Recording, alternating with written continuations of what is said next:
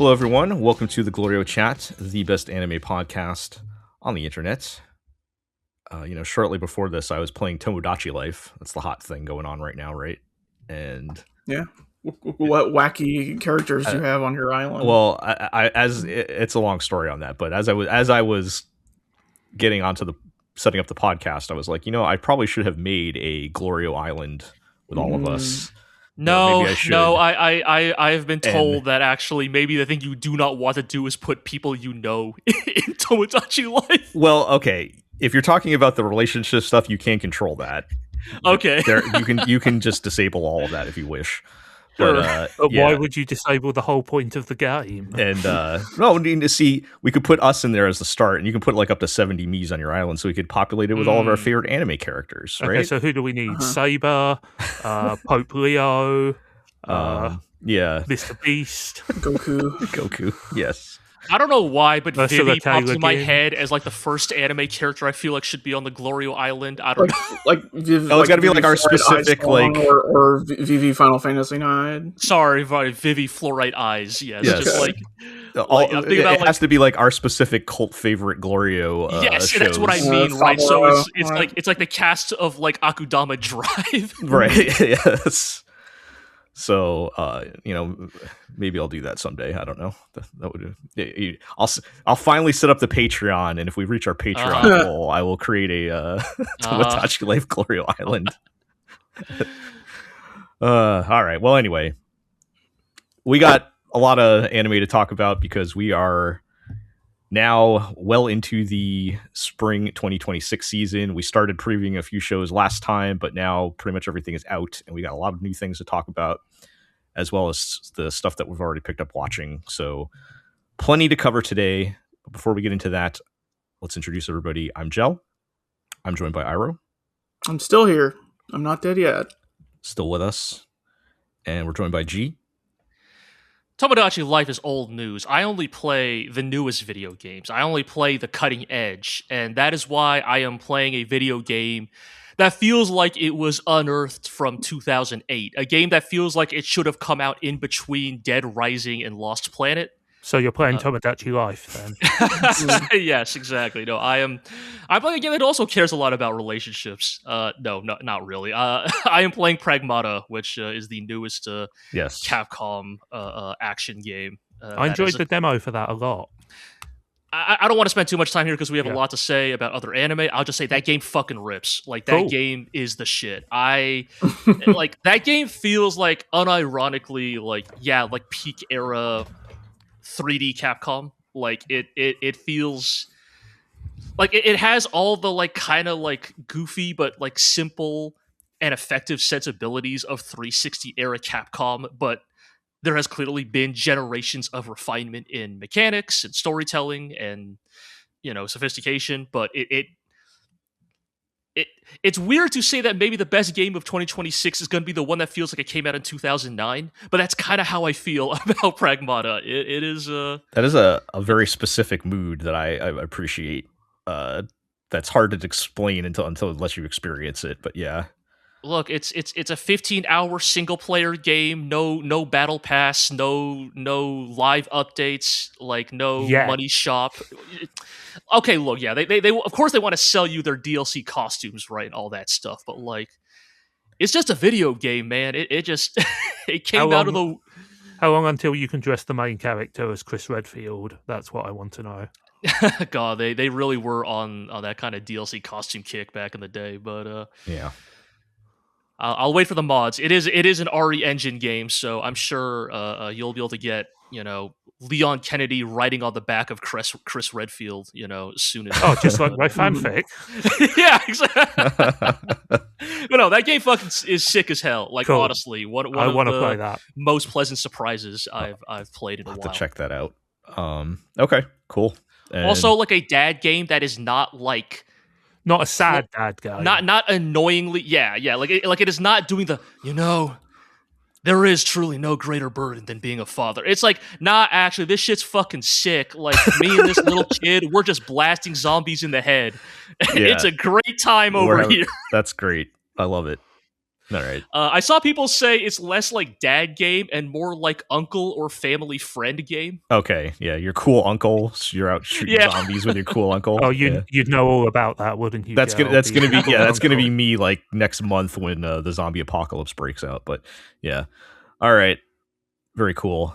And finally, we are joined by Zigg. Yes, I am partaking in a bold new experiment in anime criticism, namely not watching the shows and therefore having no opinions on them at all. Sorry, it's been real busy. This is how it works these days. It's all live, real reaction, right? Absolutely. You just get ChatGPT to summarize the anime for you. Yeah, it's just as good as watching. Of course. Why didn't I think of that? Ask them to summarize, episode 2 and 3 of season 2 of Dorohedoro, and then train an AI model on Iroh's voice, and then impersonate him in the podcast. See, that's the new meta, right? Enough as it is. The kids, they don't even watch anime at 2x speed on a second monitor anymore. Okay. My family doesn't listen to this. Shout out to my nephew for watching Umusume Cinderella Grey on his second monitor while playing video games last time I was out there. Hell yeah. Wait, but how can you do that? Because it's subtitled, right? Like that. He's good at multitasking. He's good at pointing his eyes in different Zig, directions. I got a real upsetting black pill about modern anime audiences. Like, well, they don't listen to the dialogue. I think a lot of anime audiences just like zone out until hype moments and aura show up. Like, it's not to say anything, disingenuous about your nephew. Yes, but we hate him. No, it's just I think that's how a lot of people like. Look, if you wonder why anime discourse is so fucking dumb on social media, you have to remember that you're saying that the kids watch anime like I watch fate shows. Then, Jesus. All right. Well, I'm kidding. Kids aren't that bad. We have explained a lot about why, how you react to fate shows. It's damn ice cold. Look, we'll resume the fate discourse when comes back. Yeah. Yes, but. Look, either Fate Strange Fake Season 2 or El Meloy the Second Season 2 happens. Either way. Yeah. Well, we do have a lot of new anime to talk about for the spring season. A lot of things I think I'm enjoying. Or at bare minimum, a lot of things that had interesting concepts or starts that are worth talking about. We'll see how many. That's kind of interesting, right? Because we'd marked this as kind of a down season, but it seems like there's definitely a lot of stuff that's actually kind of intriguing. Yeah. I think the way I would fall on this season, in summary, is I think there are definitely interesting things airing this season. I think there are well-made things airing this season, but I think maybe barring one show, there's nothing here that's really like turning me into that type of sicko, if that makes sense. Yeah, I get you. Yeah. Well, anyway, let's dive into our list here, and we're going to start with the first thing we have on our list is Marriagetoxin. Shout out to our commenter Poral, who called my ass out on this one.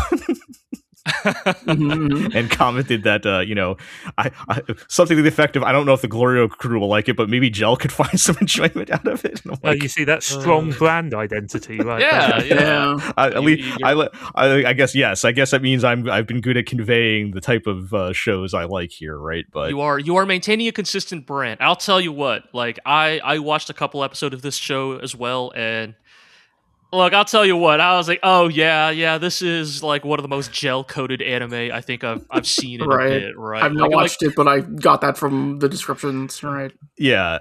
So, how to explain what Marriagetoxin is? It's a very incredibly just dumb anime bullshit show with a pretty amusing, if not borderline problematic, romantic comedy. And I would even say, G, would it be fair to say this is a comedy more than anything? Like, as the I definitely primary... think so. Yes, this is primarily a comedy.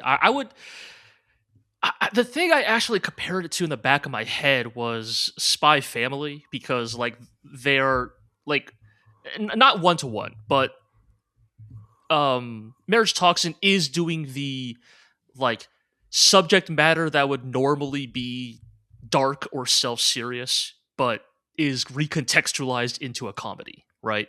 Right. Like the whole, I mean, you could get into it, but the premise. But that's kind of the vibe I got from it, right? And I feel like this is becoming like not increasingly common, right? I mean, there have been, anime stories about hitmen in the underworld for as long as the genre has existed, but like this particular, like, I think tone and style feels like it is a modern trend. Yeah. Yeah, the Spy Family comp's interesting. I hadn't thought about that, but now that you mention it, I could see how that might be kind of. I mean, I'll tell you what, all these shows are if I'm going to wear my woke 2.0 cap, like these are all pro Abe propaganda pieces, Spy Families telling you to marry and reproduce. Marriagetoxin is telling you that nothing can make you more fulfilled and happy with your life than marriage. Okay, why would putting on a woke cap make you see Abenomics? Okay, so here's the thing, though, G. Like, I don't know if Abe would approve of this anime. So I'll get I'll get into the premise. I'm fucking around, but yes. So I'll get into the premise. There are these various master assassins, I guess, that are so good at their craft that they basically have superpowers. There are no further explanation really given on this. just roll with it. And they just have powers. Our main character is a poison master, and they give a very broad anime interpretation of what that might mean, because he can basically give himself all kinds of superpowers using his mastery of poisons, I guess. So that's almost Samusha shit. Yeah. Like, it feels actually, yes, his usage of toxins and poisons feels very wuxia coded. Like it's the whole like the Sichuan Tang clan of, I don't think it 1001 poisons. I don't think at any point he actually poisons anyone. So he's got anime superpowers. That's all you really need to know, right? Yeah, I mean, the thing is, poisoning people is boring, whereas kicking the shit out of them in various ways. But he's an ethical assassin. He only kills bad guys, right? But of course, and his big problem in life though is that he is the heir to the Poison Master clan, and he's currently on a pathway of dying alone. And he has to find a wife and have a child to carry on the line, or the family is going to force his lesbian sister to do it, and she won't be able to be with her girlfriend. So he must find a wife and make this happen. But he's also busy killing people. So how do you work that into? I gotta tell you, my Shinzo Abe meter is flickering rapidly back and forth at the moment. I told you, right? So it's kind of like, it's good. No, it's bad. It's good. It's bad. It's good. So yes, I think that's the more accurate thing. The meter's flipping back and forth this whole time. Right. Like, no. See, he's getting married, but he's getting married for woke reasons. He's getting married to save his lesbian sister. Yes. So he gets into this job that goes wrong, and he's supposed to basically kill this beautiful woman who is a scammer matchmaker or something like that, and he can't bring himself to do it. And so instead he rescues her from the real bad guys that had captured her. And she offers to help him find a bride. And I will say,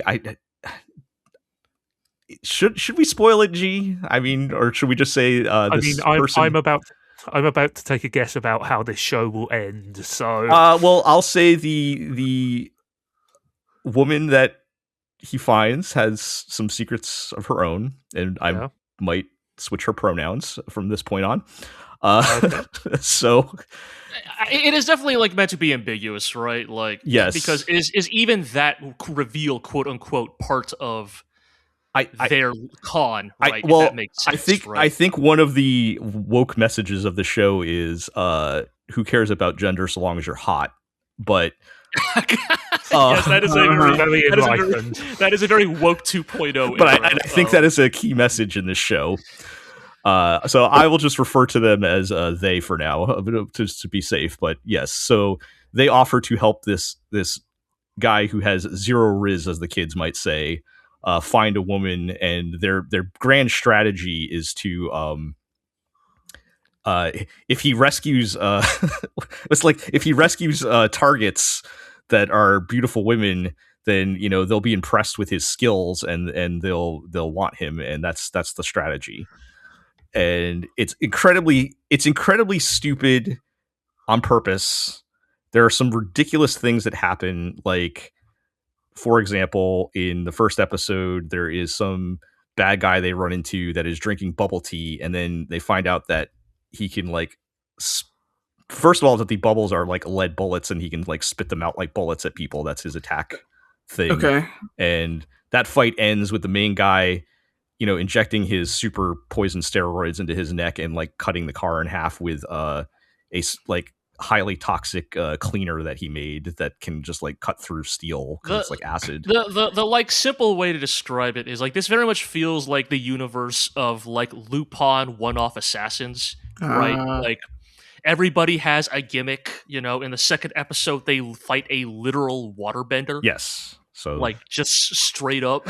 I was going to say I'm getting some real enemy stand user of the week. Yeah, I'm just giving these examples to give you guys the ideas of the ridiculous vibes here. So, like, right. Yes, he's fighting the waterbender to save this hot lady art thief who was kidnapped because she only does ethical art theft.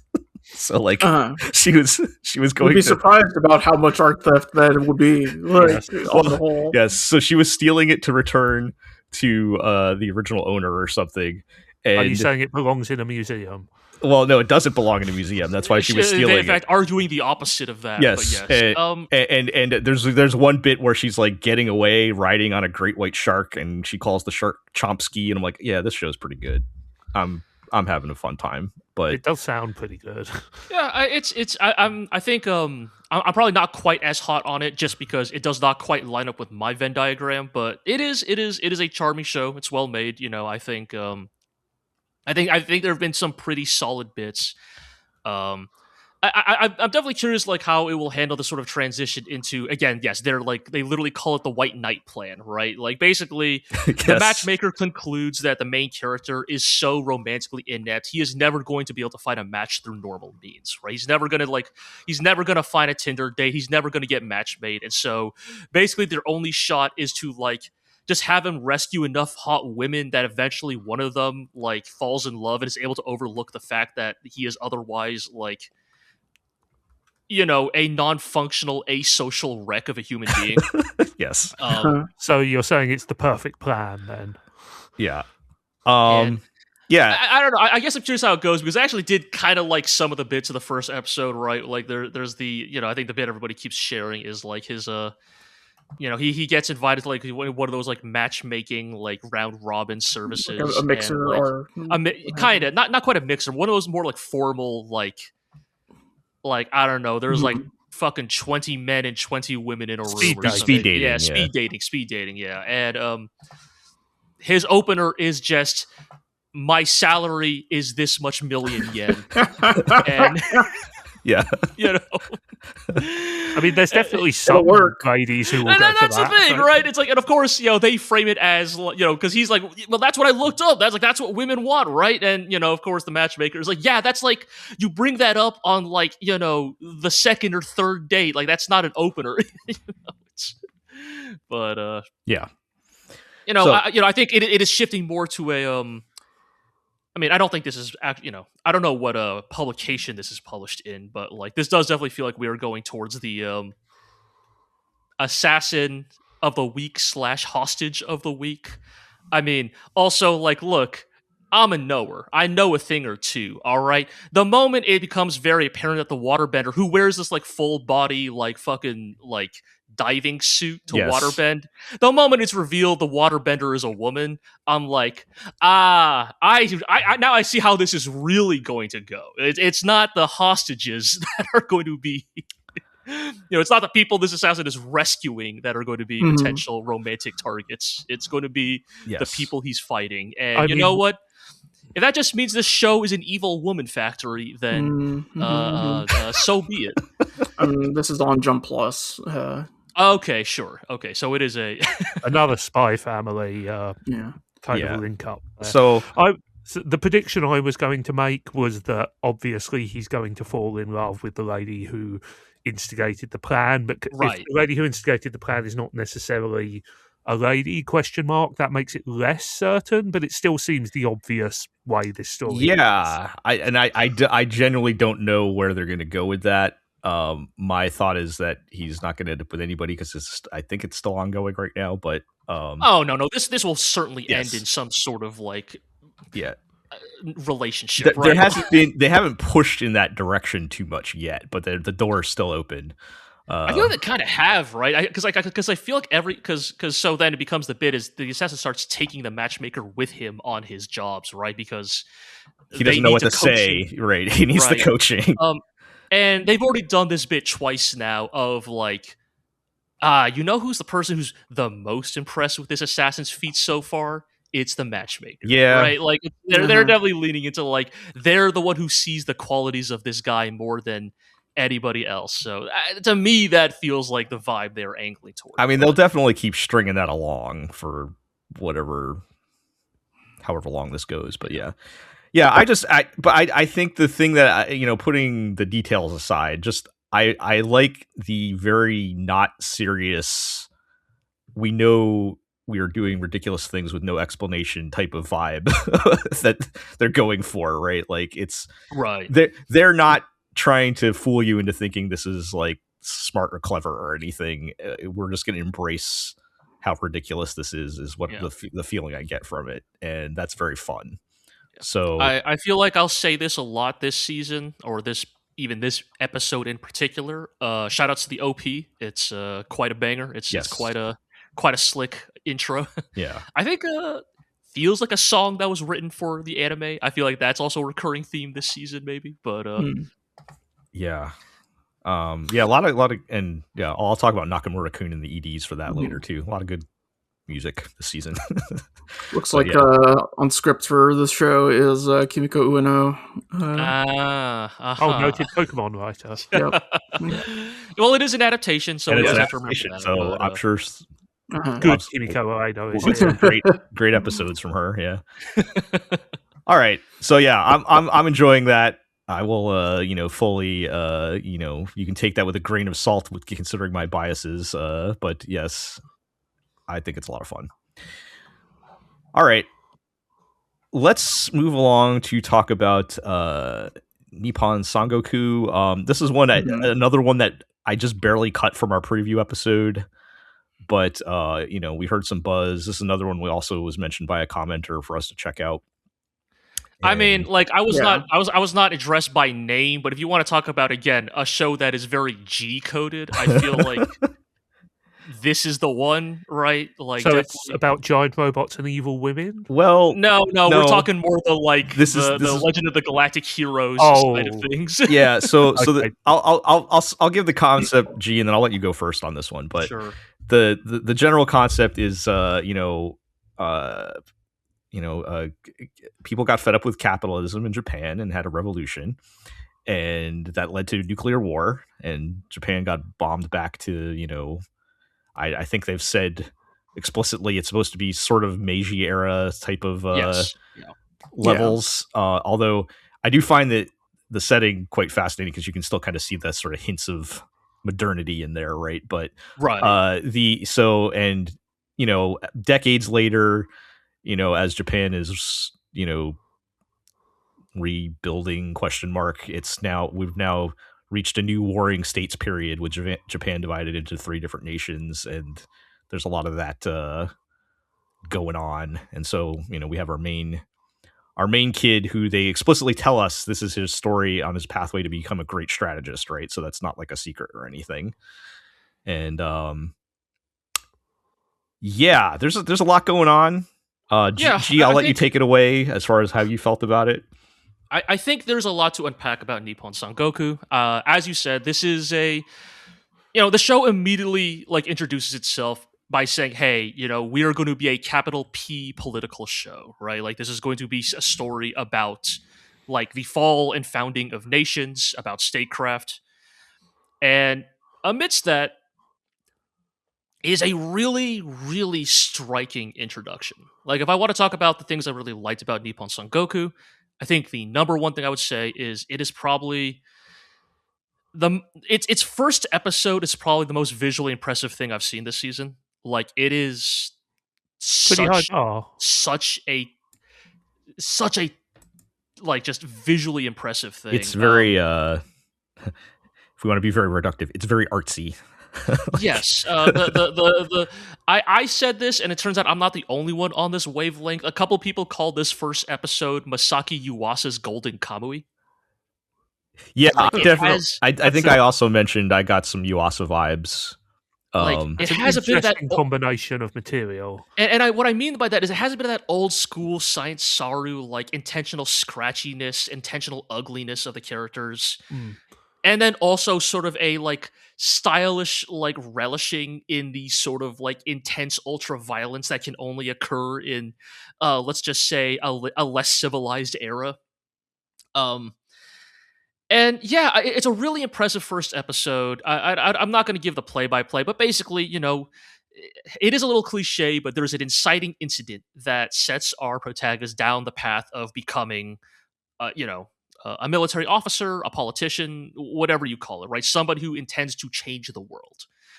And that is, yeah, look, I'll admit it, that's catnip for me, right? Like, oh, okay, like tell me more, right? I think as we have now gotten to the third episode, I am beginning to like get, I would say, strongly concerned about the direction it is potentially going in. Yeah. There are weaknesses that were admittedly apparent in the first episode that become unavoidable as time goes on, and as the episodes also begin to look worse, the original like style and sense of aesthetic that this show had going for it is no longer able to carry the weaker moments. And this is not to say I'm going to drop it. I am still, look, I am desperate for a crumb of geopolitics in my anime, so I will continue to watch this one with cautious interest. And I'll say, to its credit, my concerns are not necessarily because of the politics, right? Like, again, you have a show about... You go ahead. Oh, no, that's what I was going to ask. Like, when you say it's become concerning, do you mean it has become concerning because the quality has dropped or because the subject matter has become contentious? And it is more the quality. Right. I would say... Okay, here's the thing. I will be frank. Jury is still out on the politics of this show. Like, it is, like... You know, because like, what did we say about the in the center at the moment? What did we say about the meter going back and forth? Yeah, exactly, right. Like this is not like this show does not strike me as revanchist. It does not strike me as nationalistic yet. I'm just always a little wary of like some of the like, oh, I'm going to become a great strategist and build a nation state. Is yes, and yeah, I think it's less about like nationalism that concerns me, and more like there's a lot of talk of meritocracy and the main character destroying people with their brain, and I don't know, like our protagonist is unfortunately in some ways like the linchpin, but also maybe like the potential breaking point of this show. Like, he is like, look, he's no Yang Wenli. I'll just say that up front, right? Like, our character is like a destroy you with facts and logic type. Yeah. And like, but nobody dares retaliate in any way because his facts and logic are just so ironclad. Right. It's a little goofy. I don't, those aspects I do not care for. The show's beginning, like, again, I want to be clear. I was very impressed by this first episode. Again, some of that's because of how it looked. And I do still want to give this show a chance to kind of prove itself out, because I think even with these first 3 episodes, it is still kind of in the introductory phase. Like, it's only at the very end of episode 3 where I feel like, oh, okay, now I see the shape this story is going to take, right? Like, we had to get through some necessary establishment, some necessary like exposition and such to get here. But what I'm hoping is that with episode 4 onwards will be like the true shape of this story. But on the way there, it's just, it's all these like death by 1,000 cuts, all these little things that keep coming up, right? It's like the fact that the show doesn't look as good as it used to. It's the fact that yes, the character uses facts and logic to take down like people that should otherwise be like have no qualms about cutting him down. It's like the main villain, who's like the home affairs minister guy, who's like the most evil cartoon yes dictator guy. It wouldn't have made any sense for him to listen to this kid the time that they interact, because like he's not somebody that cares about facts and logic, right? He's totally driven by his own like ego and lust for power or whatever. Yes. It's like I don't know, man, but I mean, like, there's that. Speaking of that guy, I something about that type of villain, just like, I know he's supposed to be the worst, and you just want him out of there. But like the thing I would even say is that it's not even unrealistic. Like, yes, right. Not to get too political here, but like it's very obvious that there are people like that in power, right? I think it's that combined with the thing that starts to become very apparent with episode 3 is like kind of had like a revelation here, like. Are a lot of these stories post-apocalypse stories or isekais because they need the character to be a genius, but because they are written by someone who is probably not a genius, you have to create a world in which a like Wikipedia-level knowledge of politics, statecraft, and agriculture could be seen as extremely impressive, right? Because I mean, I think that is more or less an open secret about a lot of it's the crop rotations joke, right? It's the fact that every isekai has the dude from modern day introduce crop rotation to the medieval world. The crop rotations, right? I mean, it's a variation on that. It's a variation. If he actually did crop rotations, if he introduced crop rotations in episode 3, I maybe would have turned off. It might have been. It might have well been the same thing, but it is kind of right, and that is the thing, right? Where it's like, and to be clear, Legend of the Galactic Heroes is also like privy to this criticism. Yang's tactics are like quite solid, but they are not like make the ships move back and forth. Yes. To be clear, like we all love Yang Wen-li. Yang Wen-li's actual portrayed tactics in Legend of the Galactic Heroes, the donut, the half circle formation, the I let you punch me in the face on purpose tactic. Like maybe we should shoot at where the ships are going to be rather than where they are right now. Look, I love Yang, and to be clear, by the standards of military fiction, he is still probably in like pretty like well regarded as far as like fictional tacticians are portrayed, but he is not like. He is not actually a super genius. There is still a sort of universal nerfing to everybody else's like strategies to make him look more impressive. That's just the nature of fiction, especially in military fiction. Right. Because hey, turns out once in a generation military geniuses, they're not writing fiction. They're probably in the military. In the military. Or these days playing Hearts of Iron 4. Yeah. It's very jarring in this show again because it's like because he's like literate, because he reads books, because he like has studied the previous era. It's like that's what makes him a genius compared to everybody else. But it's like that does to us, the modern viewer, that doesn't make him a genius. That just makes everybody else dumb. And I think some of this might be because the environment around current anime is so poisoned by trash isekai. I can count to 3 and therefore I am a super genius in alternate universe stuff, right? Like I think perhaps it's, forgive me if I'm putting words in your mouth, G, but is it more just sort of the hints of that are causing you to become warier, and kind of if we were not so familiar with that trope, you might just not even have noticed this? Am I barking up the right tree here? I think that's fair. I think in a world, I mean, unfortunately, nothing can truly exist in a vacuum, right? But I think in the world where like we were not so inundated with that trope elsewhere, I am probably a little bit more forgiving. But I think my concerns, I may not even go far as criticisms yet. My concerns with Nippon Sangoku do go beyond just that, though, and so I think maybe in a world without like that trope, I am more positive on Nippon Sangoku, but I don't think I would be bullish on it. I think there are still enough things about it that I don't think it is beyond saving. I think, like, especially the way they have narratively framed things, they still have the chance to kind of like pull things from the brink here. But it is just, it's not the place I wanted this. Like, we didn't watch this show, or this show's first episode wasn't out yet, or we just had not gotten to it yet in our previous podcasts. I was really hoping to like come to this podcast and say, you know what we always say about anime, right? There's always one. There's always something that surprises you. And that's how I was feeling after episode 1. Unfortunately, now that we've had 3 episodes to marinate on, I'm much more skeptical. Yeah. Iro, how did you feel about it? Yeah, pretty much the same. I might even be lower on it at this point than G. In this, like, even without the main character, like, because it seems like the next episode is going to focus on elsewhere, like a different nation and what they're about to be up to.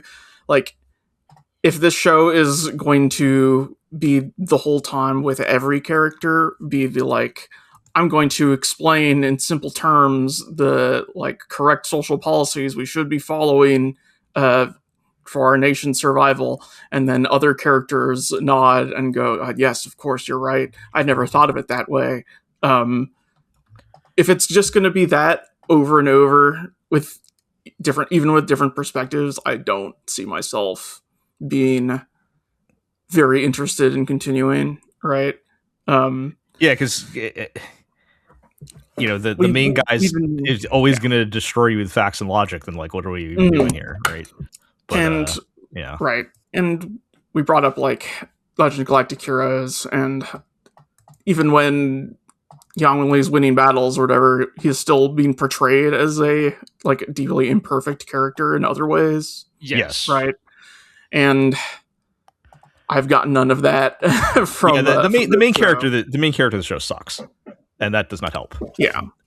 He's his only motivation in his life is that they killed his teenage wife. And to be fair, he was also a teenager. To be clear, yes, he was also a teenager. Yes, not. I was not framing. I did not intend to frame it that way. I was just saying. Yes. Look, just these days in 2026, you say your teenaged wife. That has a different connotation. In the world they're presently living in, kids got to get married earlier because they're probably going to die. How else we're going to get through the nuclear winter? But yes, they killed his wife, and that's the only thing he cares about. He has zero personality otherwise. Just good or bad. Like, it's just like he's just a smart guy, and it's like I don't care that much. But it's just that there's something here, and it's not quite coming together. There's kind of nagging little questions that might get cleared up, might not. Who knows? But there's something in there somewhere. It's just they got to pull it together. So that is the thing, right? Like, if this is a worse show, then I can just write it off without thinking about it. Right. But like, there's just enough pieces here that like it could be pulled together into something like quite compelling. Also, shout outs again. Show with a really solid OP, very stylish. So I do like it quite a bit.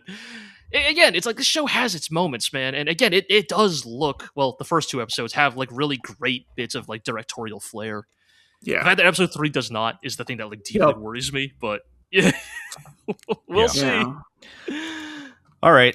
Well, I mean, I think we're all going to stay on it for now, at least. So yeah, at least another 1 or 2. Give it a little more time. So, okay. Well, there's another show that I commenter asked to watch and was vaguely on my radar. I started hearing some things. This is a Needy Girl Overdose. This experience reminded me a lot of that Death Game show last season, I think it was. That was real artsy looking. Like Shibo Yugi or something. Yeah. And like they were really trying, right? And in some ways I probably liked this a lot more than that show. But I don't know what the hell happened in the first episode. So let me explain the general concept. Parentheses good or parentheses bad? Leaning toward bad, but okay. The premise of the show, this is an adaptation of a game that I didn't do too much research on it. From what I could tell, it's sort of a PC 98 inspired idol raising type of game, except the idols are like depressed and suicidal. So like if you look at the game, it's actually idols, like pixel art, and it's presented in like Windows 95 windows and stuff like that, right? Jeez. But so Right. they went for a really sort of abstract interpretation of this. Nothing like that at all. But they went for a very abstract interpretation with the anime. A lot of we meet a series of characters that they look like VTubers, but they're real anime people because it's anime, right? But they're very popular streamers. A lot of themes about humanity was not prepared for social media, that kind of stuff. And it's all like these random disconnected conversations and monologues between people that are not introduced at all. We're just gonna have to figure it out. The general pacing and cadence of the scenes. I'm sure there's other examples, but the one I thought of was the last 2 episodes of the Evangelion TV series. Okay. Where it's just like we're just gonna jump in the middle of a conversation and get like part of that conversation, and then we're gonna jump over to something else, and then Here's Yoshinari animating some stuff floating in space. Yeah, and it's as an abstract demonstration of emotional disconnection and madness, but not so sure about it as an opening gambit. Yeah, it's a tough sell for episode 1. Let's put it that way. So we are introduced to some characters. So I think the 2 main ones, there's like some main streamer girl, and they want you to know that she's got problems because she pulls her sleeve back and she has like scars on her wrist and stuff like that, right? And then there's this other girl who I think is going to end up being like an up and coming streamer, but she's currently like working as a hostess, and she has a horrible boyfriend. And we get little snippets of their lives. We get some shots of some of the other characters that'll probably come up later. And I'll give them credit. It was interesting. Like it's different. Like they're trying to do something different. And it was just not enough, I think, for me to connect with anything. I don't know. Like I said, it did remind me of that other death game show where I think the anime team was trying to make something out of the material that they were given, right? And I don't know, maybe the game is good too, but this doesn't look like anything like what I'm seeing from the game. So they were really trying to take it in their own direction. And so I think I give them a lot of credit for the attempt, but I did not feel like I wanted to watch more of it. So it was an interesting 1 episode thing. So, if anybody is still watching this, please let me know if it gets better or something, or maybe I'm missing something. But that was my experience with it. All right. Well, let's go to something a bit more conventional, perhaps. Let's talk about Witch Hat Atelier. I did not have time to watch this, so I'm going to have to rely on you guys to frame this one for us. But how was the anime? It's very pretty. Yeah, I mean, I would say probably like despite what I said earlier about like Nippon Sangoku's first episode, if we're talking just like pound for pound, like this is the one, right? Like visually, like this is the one that took like 5 years to come out from its initial something like that, like reveal, like, and I'll say to its credit, you can see where the time went. Witch Hat Atelier is like a just a beautifully animated show. Truly. Who's the studio behind this? The studio is Bug Films, which they did Zom 100, I believe. Oh right, yes. Yeah, relatively new studio. Very pretty. Had some issues with scheduling, I seem to recall. Right. It's mostly old OLM staff, I think. Right. But yeah, I guess just to give the like brief premise, I think we talked about it in the preview, of course. But like, Witch Hat Atelier is a story. It's a story about a girl named Coco who dreams to become a witch. Right, she loves magic. And they live in this fantasy world where yes, there are witches. They do magic. They travel the countryside, helping people out, and all that stuff. Right. And, she basically has a, chance encounter with a witch. And we'll just say her life has changed forevermore after that. Mm-hmm. And, she's, look, we're not going to compare it to, that one book made by the Black Mold Lady, all right? Sounds like Little Witch Academia. Yes, like you're right. What was I thinking? It's like Little Witch Academia, or you know what? Even Elden Ring, and the Academy of Raya Lucaria. Yeah, definitely, just like that. Like that. They're always getting up for wacky hijinks at the Academy of Raya Lucaria. Those are the comparisons I should be using. They sure are. Right. No, in all seriousness, yes, it is a story about a young girl's journey to, becoming, a magician, a witch, and her introduction to the witching world, I suppose. Mm-hmm. And yeah, it's the thing is, like, I don't know how much else there is to say, because like it's just a very pleasant, well-made show. Like it does, Mm-hmm. like, it is not breaking new ground, really. Not necessarily, right? Like, there's a bit of a joke, right? Because Witch Hat Atelier often it gets lumped into what is kind of perceived.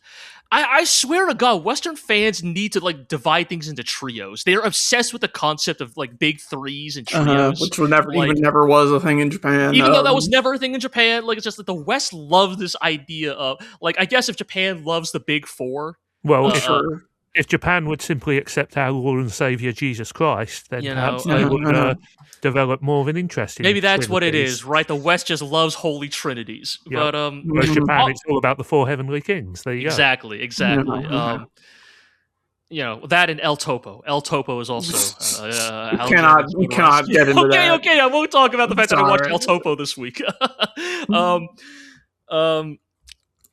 Oh, yes. So Witch Hat Atelier often gets lumped into this trio of, like, the big three of fantasy manga, which are Witch Hat Atelier, Dungeon Meshi, and Frieren. Should all have nothing to do with it at all with each those other. shows have, like, no... Yes, you would be correct. I am not saying I agree with this categorization. I am merely stating a perception by others. Mm-hmm. The joke, of course, is that one of these clearly does not belong here, right? And the joke is it's Frieren, right? That, like, Frieren does not, the joke is that Frieren does not come close to touching on the same level as the other two. And I'm here to be the even more snide fantasy manga gatekeeper and say, quite frankly, neither does Witch Hat Atelier deserve to be in the same conversation as Dungeon Meshi. I haven't even watched it. I'm with you on that one. I would say, look, am I Ryoka Kui's #1 glazer? Yes, but I would say nothing deserves to be in the same conversation as Dungeon Meshi. It is singular in its greatness. But I do get it. But the thing is, like, the reason why I bring this up is because Witch Hat Atelier is a very pleasant manga. Like, it's very well made. It's beautifully drawn. It probably has some of the prettiest art you've ever seen in a manga. Like, it's so, like, lush and, like, hand drawn. Like as somebody who is not particularly au fait with the manga, the thing I know it for is it's incredibly detailed. It is a beautiful manga. Like really, the only manga that I think probably comes close are the works of, like, Kaoru Mori. Bride Story, Emma. Story, yes, and Emma. Yeah, but can I ask? Go ahead. How many shows are riding on visuals this season? Or yeah, at least that's what, like, a big part of it. I mean, it's always a big part of it because it's anime, right? But, like, visual medium, yes. What I'll say about Witch Hat compared to, say, Nippon Sangoku is, like, I don't have any problems with the story in Witch Hat. I don't think. It's just very standard to me, and that's fine, right? But I'm like, yeah, that was nice, and then it slides back on out of my brain, right? Yeah, that's kind of what I would say. Like, it's a very pleasant show. Like, I really do think, like again, this is your obligatory, you could show this one to your mom anime, right? Like, it's very pleasant, it's very sincere, it's very earnest. It's Yes. It's a very it's a very pure-hearted show in many ways. But it does not cause me to think about it after it's done. No, like I'm not. You're saying it's slightly boring. A little, yes. Kinda. It's very pleasant. Like I don't think you would do any. You could lose anything from checking it out. Right.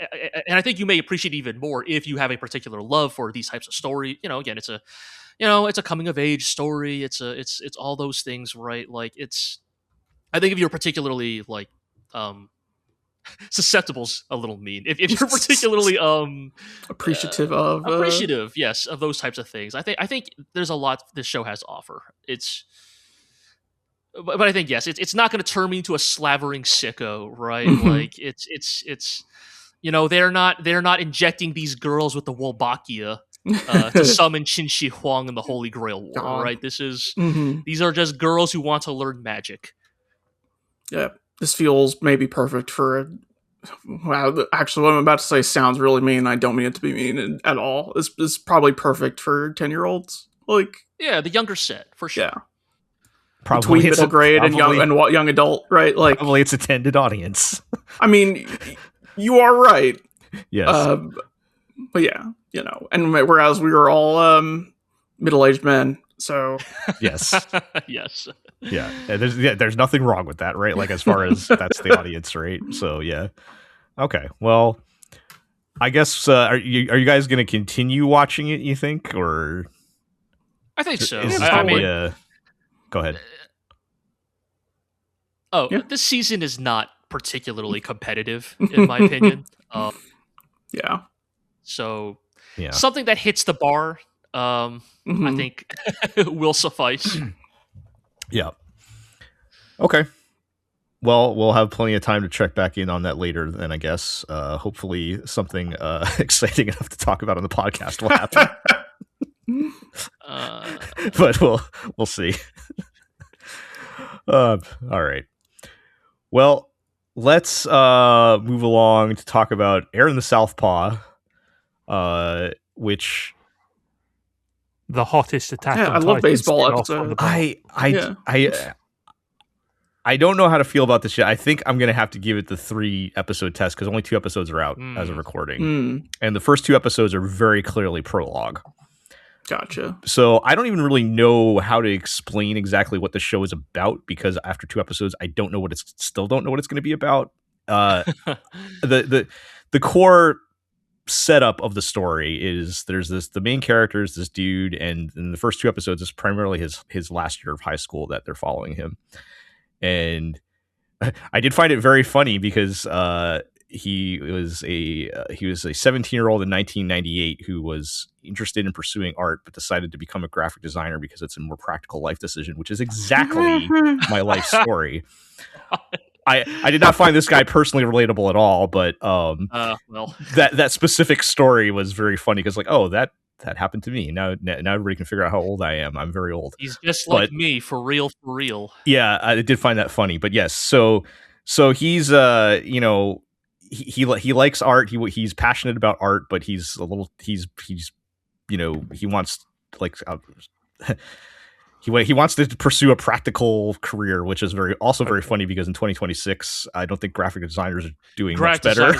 No. I saw arguably worse to be a graphic designer in 2026. But I saw a pretty not to get too sidetracked, but I saw an extremely funny tweet in the wake of I believe it was Mayor Mamdani's tax returns that revealed that his wife, who is a graphic designer, reported an earnings of about $10,000 from her graphic design work. Yeah. And, wow, doing really well actually for a graphic designer. No, that is the joke. The tweet was wow. Shout outs to her for being in the top 1% of working graphic designers. But yes, back in 1998, you could get a job as a graphic designer, and now you have to fight to the death on Fiverr to get any work. But I'll just...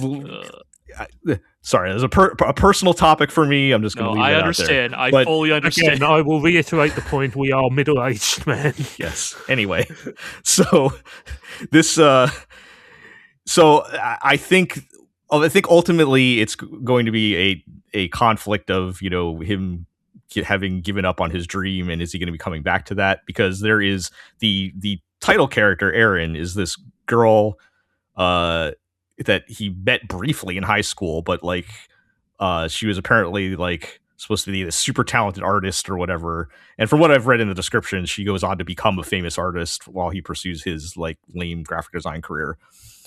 And, you know, is that going to inspire him to, you know, revisit his dream or something? I think that's probably where they're going. But as of the first 2 episodes, we don't know, because the first 2 episodes is just setting up his like last year of high school and, and, you know, how he has arrived at his decisions or whatever. Right. So, that's kind of surprising, I will say, to spend like that many episodes just on setting up the premise. But. Yeah, because the episode 2 ends with like the post-credit scenes of him, like, I think he was falling asleep at his job because they were working late, and he's got people yelling at him about deadlines and stuff like that, and he looks miserable, and I think that's what they're setting up for the rest of the story. So. Sure. Can we have comments on accuracy? What's that, Zigg? I said, can we have comments on accuracy, please? Oh, that was nothing like my job, but that I had when I was a graphic designer. But they're framing it more as like a Japanese salaryman job, which I don't think that's. I don't know. Could be. Depends on who you're working for. But yeah, and so my only thing, like I said, I'll give it one more episode. I still feel like this is just like a hot-blooded pursue your passions type, you know, Ganboro your way to the top type of show, because like the character Eren is almost too aggressively passionate about art. Like she so like they're in school, so like, you know, she's, you know, too cool to participate in the art club. So, but the art club makes this mural like on the, you know, the fence or whatever, and it's like these rainbows and whatever, and she just like gets extremely pissed off by this, and like and is just like screaming at people at how bad this is and everything. She's one of those tryhards. Yeah, and she's like a snob. And like almost every scene she's in, she is either screaming or crying or something. She's just that passionate. And I'm like, all right, we gotta chill out a little, lady. But yeah, I don't know. And the main guy, like, he does when he's around her, he gets equally fired up. I think that's almost like the stereotypes understanding of what an artist is, rather than like the real actual real reality. Yes. Yeah, I mean, I feel like the way you could tell an interesting story there is actually she goes into art and she's not good at it, and you know, it is a brutal deconstruction of how following your dream is sometimes way more difficult than you think it is. Yeah, right? But I'm not sure if this is the show to. I know for sure she's successful at art. Right. So I think they could go the angle where she's also miserable, which might be where they're going with it, and what that but means. She's miserable with money, which is, you know, a very different level of. Well, it might be a little bit different, but yeah, I mean, I don't know. I mean, to me, the most entertaining thing of the first 2 episodes was there's this, like, you know, quote unquote normal girl that's into the main guy, and she's friends with Eren, and I hate using this word, but Eren basically cucks her. it's very funny. The way you can use the more formal term NTR. Oh, God, okay, no, sure. I'm not even sure which is worse to say out loud. I felt disgusting. Optimization is ruined. I felt disgusting saying that word, but it's the best way I could describe the situation. But what, just steals this girl's man, like straight up, just, or, you know, because like he's so not interested in her, and then like as soon as Eren shows up on the screen, he is just like captivated, and that's rough, buddy. It's funny, but anyway, all right.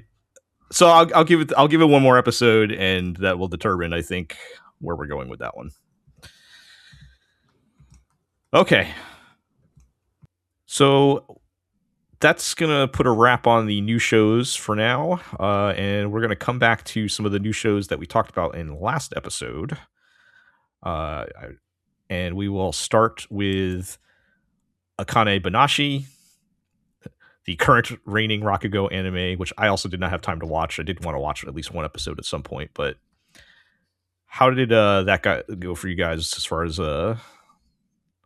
more episodes?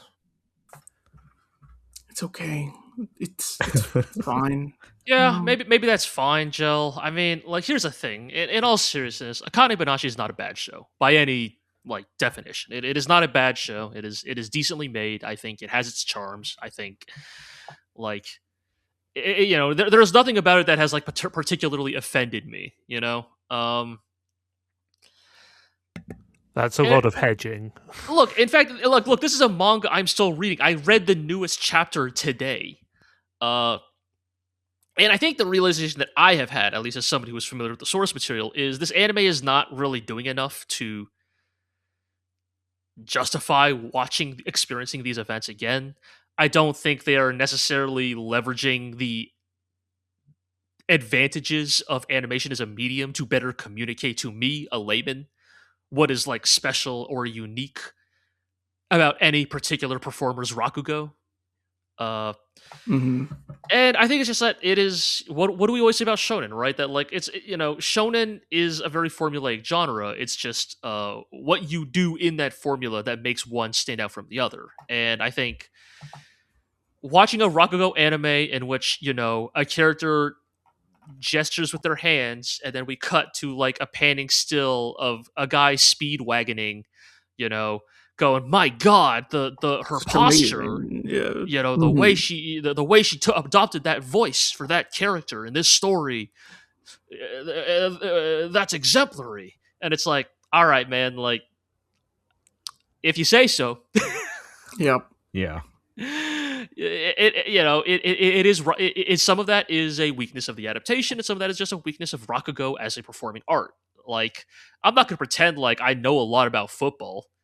But when I read iShield 21, I'm like, that kid's running real fast, and he's getting that ball to the other end of the field. And I know that when you do that, you win. So, do I know about downs and those sorts of things in yards? Nah, but hey, he's running that ball all the way down the field. Okay, so I was actually briefly confused there for a moment. Sorry. American football. Sorry, I should have said NFL football. Yes, gridiron. Yes. The pigskin. You know? No. Of course, I know that iShield 21 is about American football. That's also about iShield 21. Yeah. Come on. Yeah, I was just kind of like, oh yeah, football. You know. Like... Yeah, you know. But. Like, again, no disrespect to the ancient and honored art of Rakugo, but I think it's just as a Western layman, I do not appreciate it enough, and I am not versed enough in it, and the anime is not doing enough to communicate to me what is special about this art in the context of this anime. So, right. It could be, and I think it could be anything. You could just insert anything into this story, right? Right, and you know. Then you might ask, well, then why are you still reading the manga? And it's like, well, you know, momentum is powerful. Well, it's the same. Also, different time investment. Yeah, it's the same with any story about like performing arts, where it in the manga, when you can't actually depict it, and it's left to your imagination, you fill in the blanks, and then you can understand. Exactly. Oh, it's amazing, right? You just know without having to see it and process it, right? Yeah, so would it be fair to say either watch the anime or the manga, but there's no reason to do both? Yes, I think that would be a very fair assessment. And the manga is a commitment of reading for 5 minutes a week versus sitting down for 30 minutes watching. But yes, Ira, you're feeling about the same. Yeah, I'm forced to compare it to the other Rakugo anime that I watched many years ago that, like, now gets to enjoy the benefits of being good and also the fog of ages where I'm like, yeah, that was pretty good. Yeah. In my memory of, and we're of course referring to Showa Genroku Rakugo Shinju, my favorite anime of the 2010s, I feel like in my memory, I think they actually did a pretty good job of conveying the difference between the Rakugo styles of the main characters, right? Without having from what I Speedwagon recall, there. But yes, that might be rose tinted glasses. But I mean, let me put this way: I think episode 2 of Akane Banashi, someone's like, "Oh, his Rakugo is so sensual, so sensual," and it's just like he looks like a host, right? right. And I was thinking in my head, like back to Rakugo Shinju. And being like, that show kind of actually sold me on that guy's Rakugo being sensual. Yes, right. compared to his buddy, who was a little more like goofy and silly, right? And rambunctious, right? But anyway, this is not necessarily a fair comparison, just for many reasons. But I don't know. I'm not. You can't not think about it, right? Right. And so I'm just not like that sold on Akane Banashi. Like, if you have to tell me that, not that I watch a lot of Rakugo, but if you have to like stand there and tell me these are the things I should be picking up from this Rakugo, and then I nod and say, "Oh, okay." And if I'm not like actually just noticing, right? If I'm not actually noticing those things about it, then yeah. Come on. I mean, maybe tell me those things before they go on for the Rakugo, and then I can try and look for those things, and I'll make those connections in my head semi-organically, as opposed to you cut over during the Rakugo. I think that is a part where, like, this is not to defend it, but that this is a reminder that for better or worse, this thing is published in Shonen Jump, right? That this is ostensibly a manga for children. Yeah, 20 pages a week. Like, yes, so. It was always going to be a more in-your-face, like a less subtle story. Absolutely. But I think, look, we don't always need subtlety. Again, true. They injected that girl with the Wolbachia, and I cheered. Like, yes. But I think here it's like it is a combination of the like inherent weaknesses of shonen as a medium, as a genre, combined with the subject material, and the adaptation being solid, but I would not say particularly outstanding. Like, totally fine. It's normal. And it's so fucked with the way our standards. We'll talk about this when we get to another show on the list here, right? The Overton window shifting of expectations for anime adaptations. Shonen arms race, right? Like, yes. Yeah. I will say again, a very charming OP. Yeah. I would say maybe kind of a baffling choice initially. I guess the way I would describe the OP, if you've not seen or heard it, is it sounds like a Masayuki Suzuki track. It's not actually him, but like it's like that type of like old school crooning, like kind of pop. And a lot of the visuals are very like Showa coded, is what I would say. I mean, so is Rakugo. Really. And so that's what I mean, right? So is the implication that because to be clear, Akane herself is not an old school gal. Like, I mean, I guess she is a Yaru, to be clear, or Yaru coded. Like, she is a very modern kind of style teenage girl. But all the presentation, both the OP and the ED are styled after like that kind of like vague 80s city pop kind of vibe. Like the second ED has like the same, like a very similar art style to the like what we all think of as like the city pop album cover look. So how much, on a scale of 1 to 10, like how much do you feel this show is secretly like a project to get the youth into Rakugo? Surprisingly, I have not seen any like disclaimers of like this anime was sponsored by the Japan National Rakugo Association or anything. Shinzo Abe needle dropping rapidly. So I'm not sure. That's good, because I think when you have something like this in a shonen magazine, there's always sort of the niggling idea in the back of your head that this might be a propaganda piece, right? Right. Just that it doesn't give off that vibe is at least a positive in that column. I don't think so, though. Of course, it would not surprise me what with this manga's prominent. Like, to be clear, this is a fairly popular like Shonen Jump like. It's. I think it ranks quite well week to week, so it would not surprise me if now that it has prominence, I'm sure like there are calls being made, meetings being had to be like, hey, can we get like some sort of sponsored thing going, you know. Yeah, that's just communal garden bandwagon jumping, though. Yes, Nothing wrong with that. Yeah. Okay.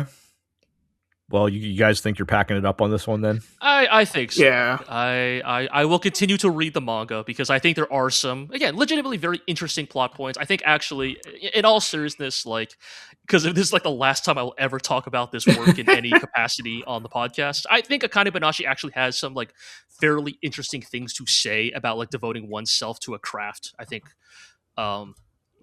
again, by the standards of shonen, of course, but like I think it does have some interesting things to say about craftsmanship and art and like the need for like, you know, like what does it mean to like ensure a craft's survival, right? Especially in the context of Rakugo, right?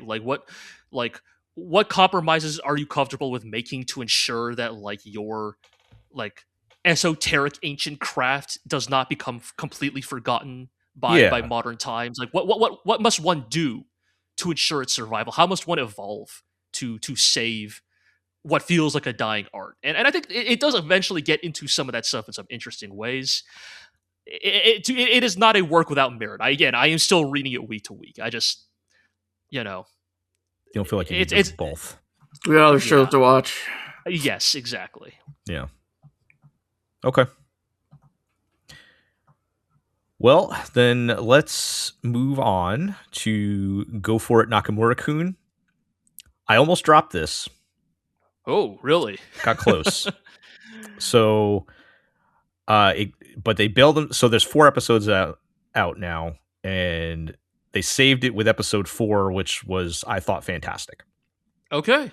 So, but to take you on the journey that I went on here. Yeah, I'm curious now. The last when we did the last episode, I had only watched the first episode.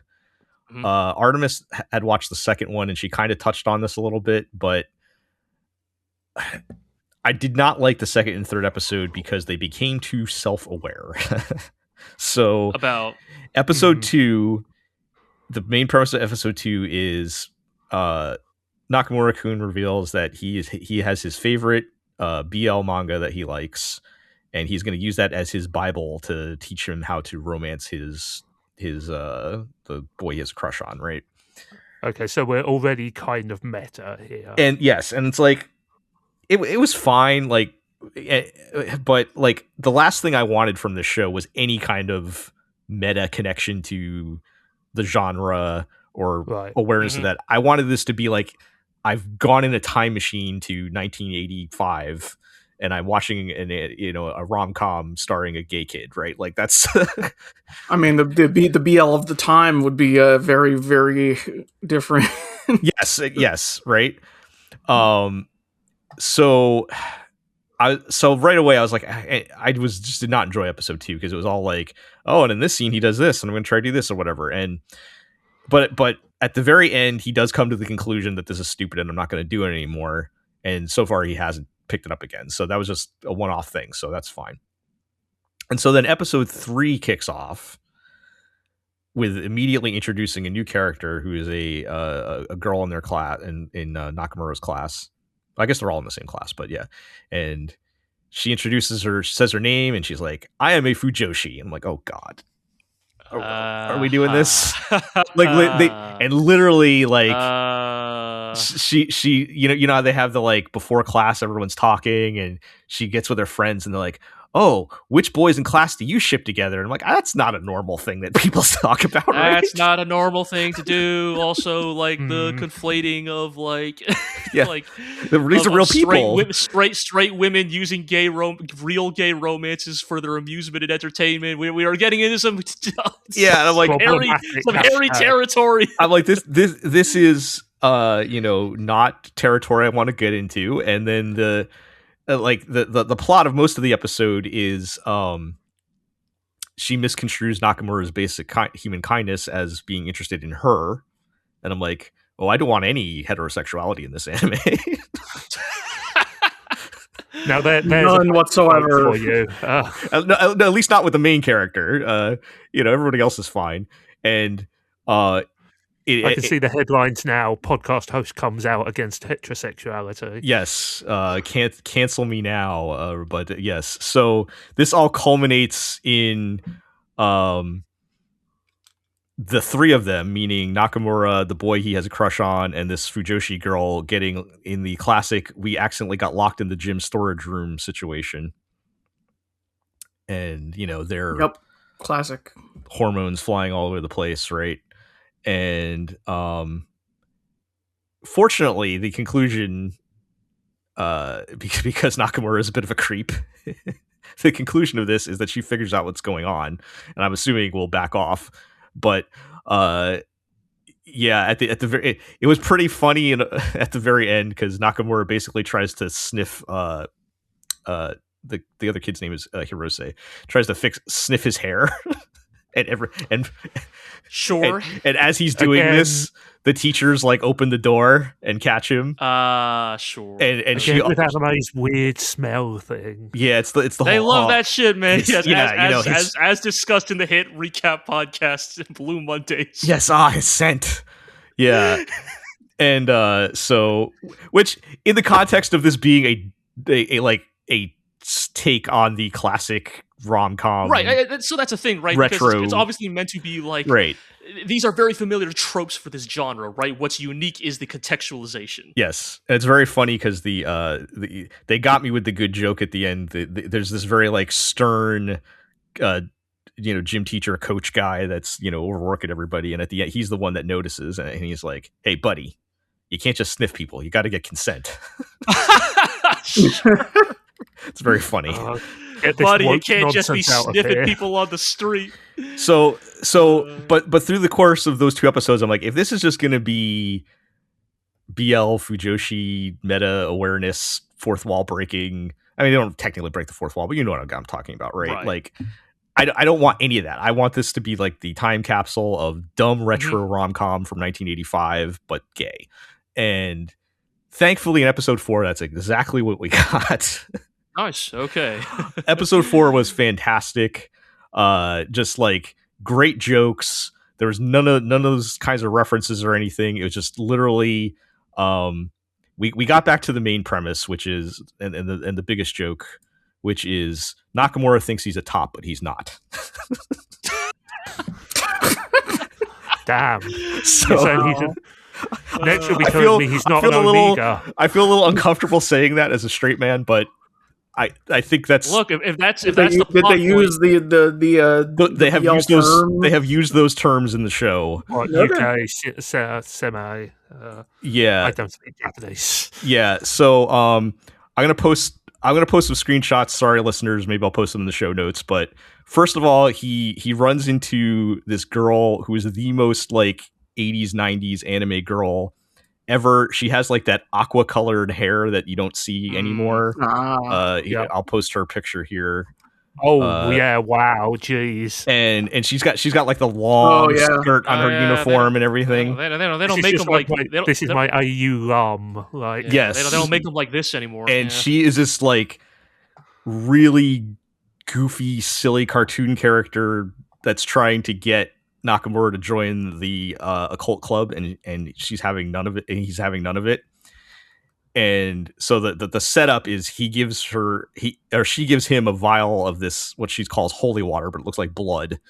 And she says, if you carry this, this is a good luck charm, and if good stuff happens to you this week, then you're gonna have to come join the occult club. And he's like, whatever, right?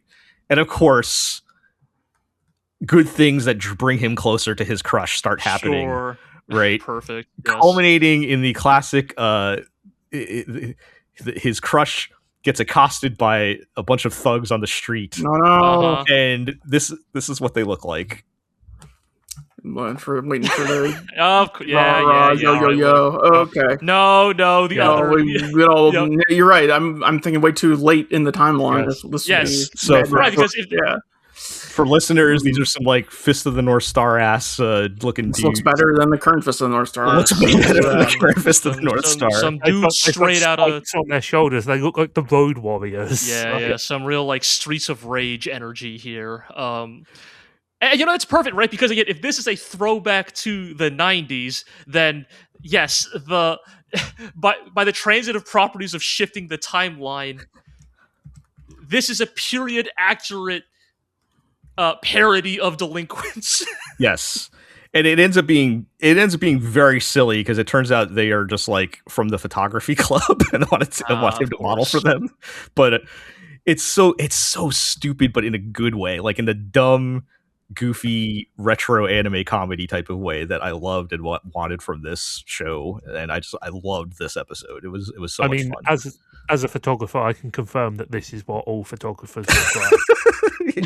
I mean, do you have a red mohawk or a blue mohawk, Zigg? I actually have a purple mohawk. I split the difference. All right. Also, I have trouble finding shirts because of my enormous muscles. Your enormous muscles just keep ripping your shirts apart. Yeah. Yeah, I know, it's a real pain. It's a real problem, but yeah.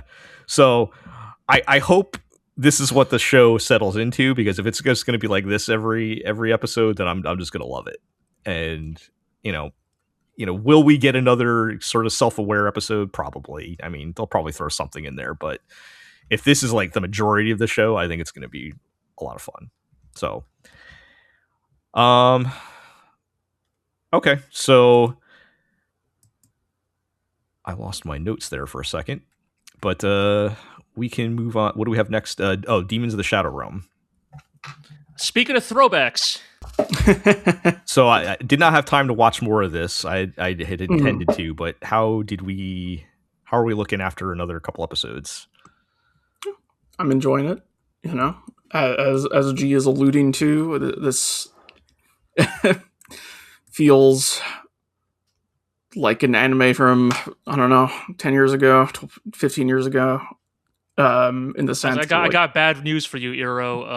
Full Metal Alchemist 2003 aired in. What I was trying to communicate. What I was trying to communicate was it feels like it's made in the wake of Full Metal Alchemist 2003. Yes. Okay. Yeah. I in fact know that the 03 at the end of Full Metal Alchemist 03 refers to 2003 common era.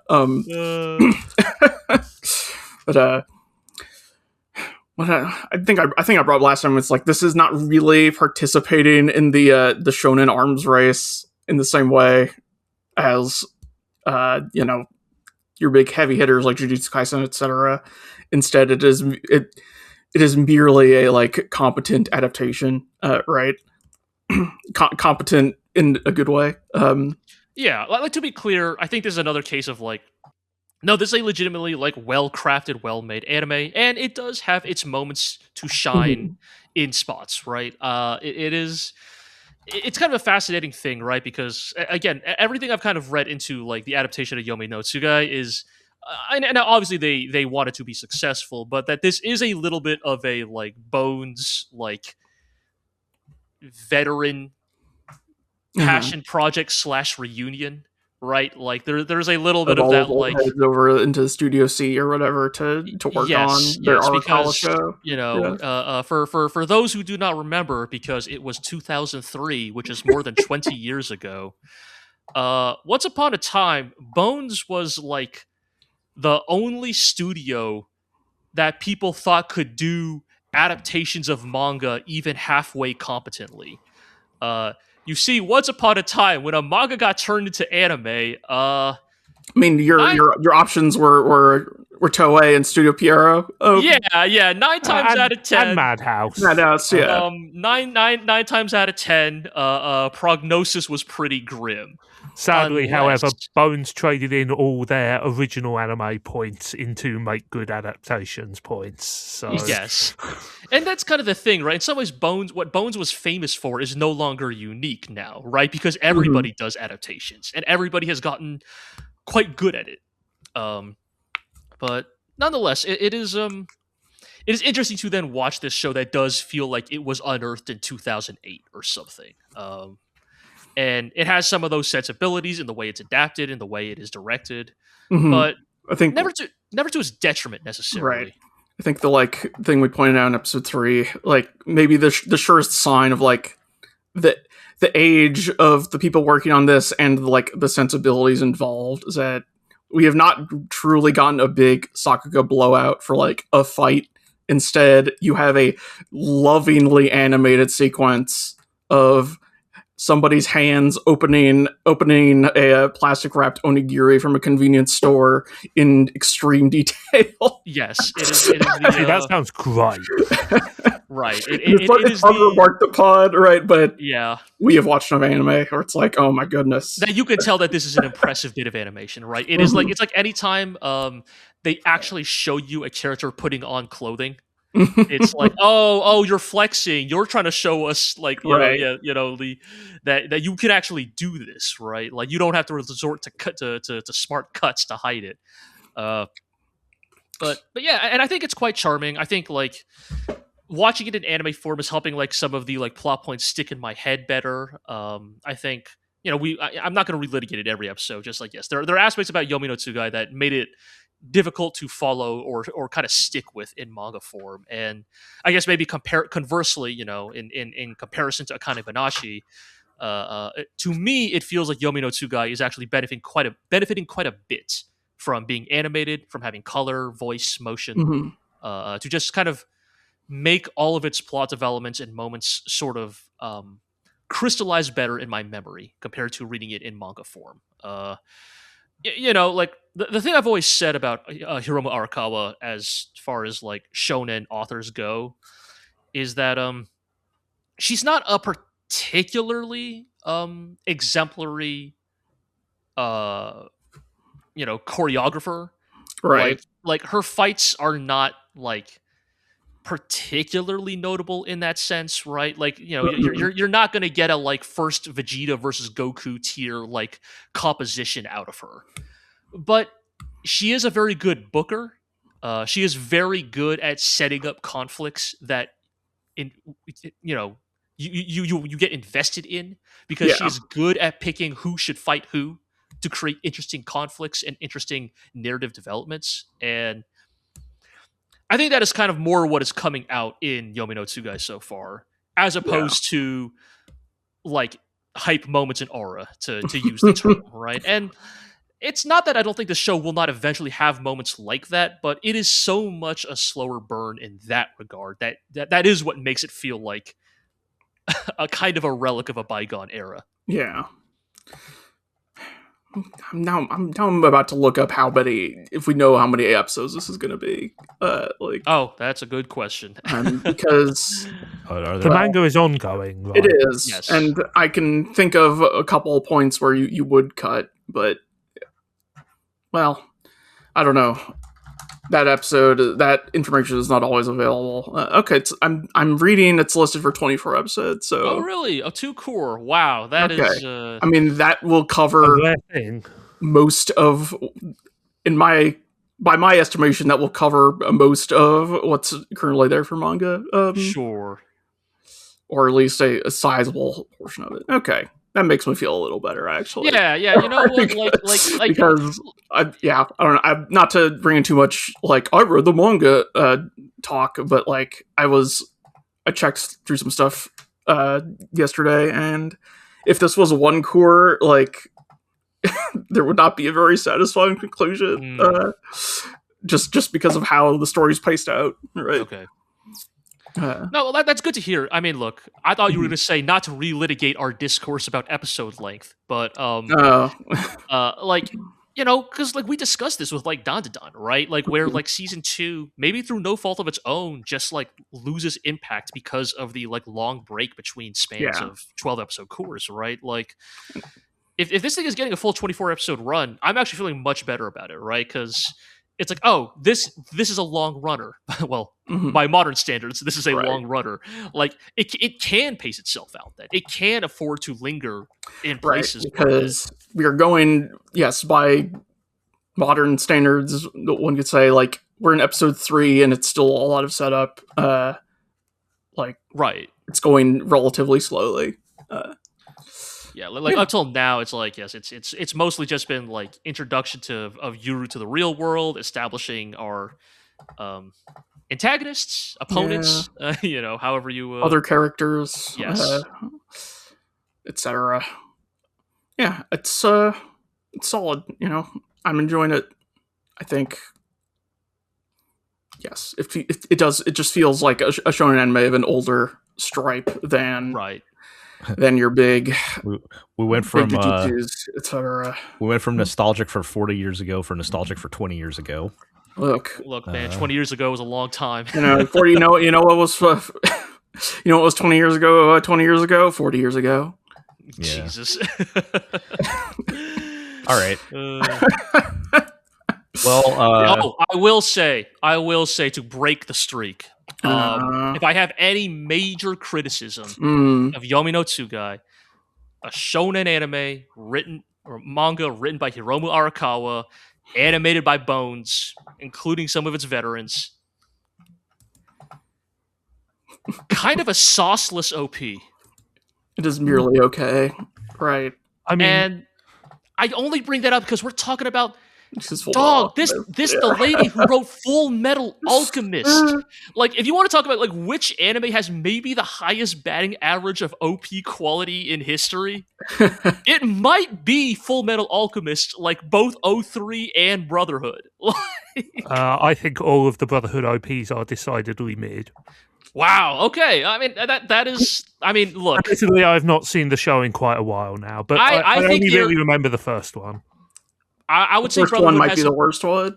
I think. I always love I believe it's the third OP of Brotherhood with Olivier in the tank. Is that the Golden Time one? Yeah. Yes. Sorry. Yeah. I've looked. I have watched parts of that show more recently than any of you. Okay. Well, I'm not saying they're bad. They just do not. All right. Fair. Point is, all right. Yo, this is the anime that had Ready, Steady, Go and Rewrite. All right, like fucking Rewrite, dog. Like. Ready, Steady, Go from the Ostatka Ondan. Yes, shonen OP royalty. And it's not even like it's a mismatch. They got the dude who sung the second ranking of King's OP. Like, so we know that, like, that's a good OP. The ingredients are here, but it's decidedly not like this OP does not get me excited to watch every week. You know, like even if like I see these characters fighting the sky and I hear the song and my heart is unmoved. Damn. Yeah. For the ED, they got the guy who storyboarded all of the 03 Fullmetal Alchemist EDs to storyboard this one. That is neat. Which I guess, again, tells you the kind of sensibility that this show has been approached with. Right.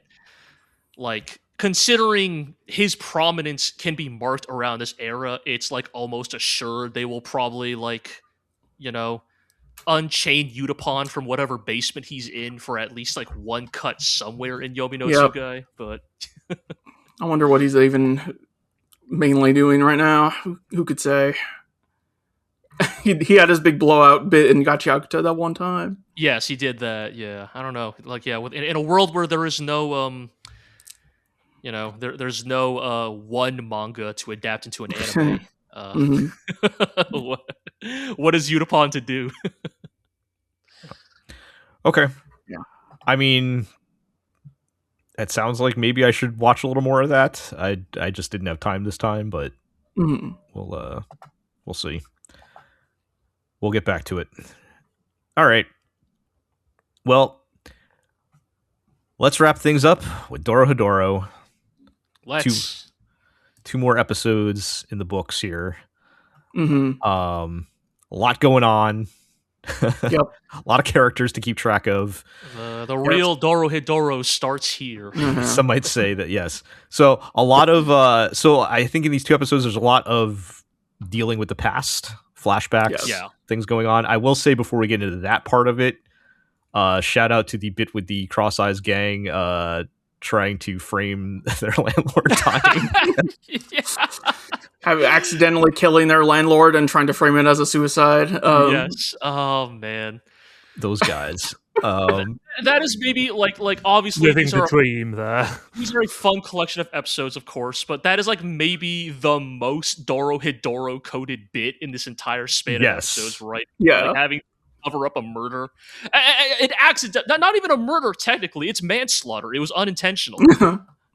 It's But who in a court of law would believe that, considering she was the landlord? Tell it to a judge, baby. Yeah. You know, like like the way their attempts are just a series of escalating failures. Right, like some dude, like what, just like most matter-of-factly says, like, you know, what it's like, death in the bathtub is one of the most common forms of like household deaths or something. Yeah, right. They're like trying to shove this corpse into like a comically small bathtub. And we should point out this person that was their landlord. It was like a 8 foot tall, possibly Like a 1,000-pound North Star villain. Yes, like ogre lady, you know. So that was very funny. But I think the meat of the episodes were I'm trying not to say too much about the story here, but trying to track down Paimon's past. Basically trying to track down right? Yes. And what happened to him. I think broader as a whole, I think what Iro was saying is like these episodes are primarily focused on kind of sussing out the identity of Kaimon. Yes. Right? Right. Like we are basically told that you said many characters, and I was going to joke that there's a lot of characters because Kaimon has become 3 characters. Yes, right. So you have Kaimon, the lizard-headed denizen of Hole, loves gyoza, loves killing wizards. Mm-hmm. Then we were introduced to Aikawa, a classmate of Risu's, Yes. you know, a gas mask wearing, you know, just a kind of jolly old fellow, just loves eating snacks and fucking with people. And then we were also introduced to I Coleman, you know, the denizen of Hole, once a sort of a protege of Dr. Kusakabe's, who, you know, despairing at his lack of power and agency in the world, desires to artificially become a sorcerer. And how are these 3 connected? You know, yes. Who are they? Right, like who is Kaimon? Right, it's kind of the sort of the overarching mystery of I think these episodes. Yeah. Right. Yep. So, we get that. We actually get Nikaido backstory. Yes, a little bit. Right. Yeah, A little bit of that because we see what happens to her devil big brother. Right. Very funny to like be a good 5 minutes into that, and then Chota's like, "I'm bored." Closes the book. We don't get to see more of this like incredibly important plot stuff. Yes. Well, yeah. So yeah, when he's reading like the actual backstory part, I was thinking of when they de-devil him. They just also might be in the running for most Dorohedoro scene. This take a giant vegetable peeler basically to this dude, just flay this man alive, and then like they cut to the meat shop later, and you're like, oh, but yes, also in the running for that.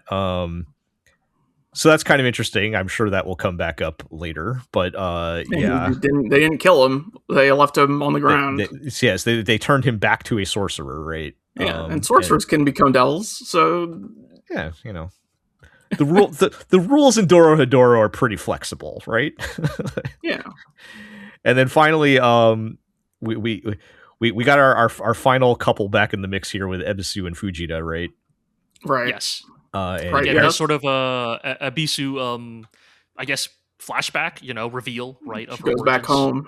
Yes, she has gotten her memories back and remembers where she lived, and you know, Fujita, of course, is tails along to see what's going on, and some weird stuff, of course, going on. Yes. For our third candidate for most Dorohedoro scene, when they're doing the duplicating of Ebisu. Oh yes, because basically, that's right. The guy's got like a giant toothpaste tube on his head. yes, and that is how we just squeeze the goo out of the top to turn into the Ebisu homunculus. Yes. Oh God. But yes. So yeah, I think this one probably. There's fun kind of baked into the scenes, but a lot of more plot than we normally get, I think, packed into these 2 episodes as far as like flashbacks and things happening. So and probably not many questions answered yet, perhaps more questions asked as we're getting into things. But I I love every minute of it. Like the world, to me, the world and the setting is so, and the characters are just so compelling. Yeah, and that's the thing, I think, is that as Dorohedoro, I think, has shifted into a more like narrative focused leg. I think we're always going to miss the days of playing baseball and going zombie hunting, but right. And there will be fun to be had still. And I think that's the important thing that these episodes remind you, is that even as like all these vignettes are mostly like have some kind of forward narrative momentum, it is still Dorohedoro. It is still a story about these goofballs making it in this, awful, messed up world, right? And often the way they make it in this awful, messed up world is extremely dark and extremely funny. And I think they don't lose sight of that for the most part. And so, I am still having a fantastic time with Dorohedoro. I guess Iro, as the non-manga reader, how are you feeling about the development of Dorohedoro compared to season 1? If you can remember your feelings about season 1, I'm having a good time, right? I think, right, like in my mind, Dorohedoro is like primarily a black comedy, right? And that's mostly from season 1, where it is just like what dumb, horrible, violent stuff happens today. And there's still a bit of that, especially like presentationally in season 2, where like often after a shorter vignette, we will literally get like a comedy like lens wipe effect, right? God, like a transition, right? Every time you do the lens wipe or like so the Looney Tunes, yeah. It's so and so like there's still that stuff, and those are often like kind of one-off bits, and so like those are still a lot of fun. The plot is fine. I guess I'm curious where it's going, but like I'm not necessarily super duper compelled by like the questions so much as like I just want the characters to be having a good time and whatever. Right. But that's just right. How if Kaimon's just a lizard man, then that's fine. Like, right? Yeah, exactly. Right. Like, I don't think anyone actually cares that strongly about the mystery of Kaimon, other than just how does this affect, my favorite lizard-headed wizard killer. It's kind of just there to give them something to do, right? Like, exactly. So that's a very good way to put it.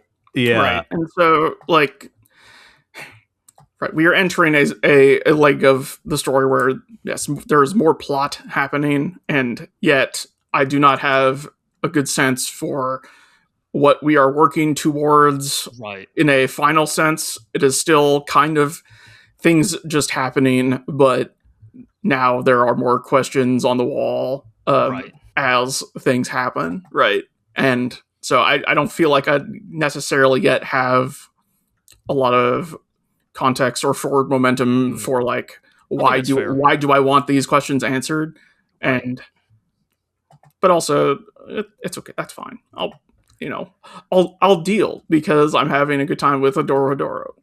But yeah, it's not a show with a lot of forward momentum, I guess. Also, God, I just realized, I now this just become a running joke. Also in contention for most Dorohedoro ass moment, I just remembered is when they take the mushroom that makes their like fantasies come true, and one of my favorite jokes in the entire manga that I think I kind of wish they'd adapted it slightly better, but it's still pretty good, right? Where N is like, Abisu, what did you dream of? And then he just looks, and Abisu just dreamed for her to her fantasies to have giant knockers. Yep.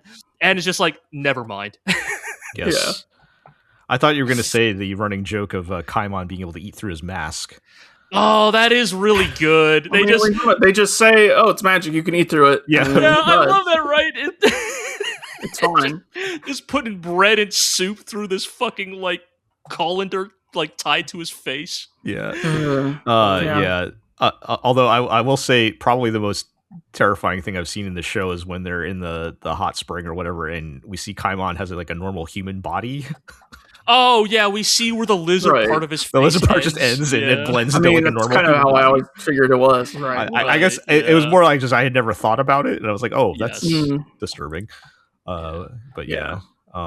Just good times all around. I'm glad, even as they introduce a lot of new characters and stuff. Like, we have not lost track of what everybody else is doing, except maybe Shin and Noe are there. They're not really doing anything right now. Yeah, unfortunately. Yeah, I mean, they're the ones taking the biggest hit screen time wise, but probably. I mean, you've read the manga as well, Jill, so you probably know what I mean. It's yes. like, look, I think they become solidly side characters after a certain point in the story. Because they're I mean, they are here and relevant because they want to hunt down Ai, but right now they're just like the convenient way for Kusakabe to get back and forth between Hole and the Sorcerer World, right?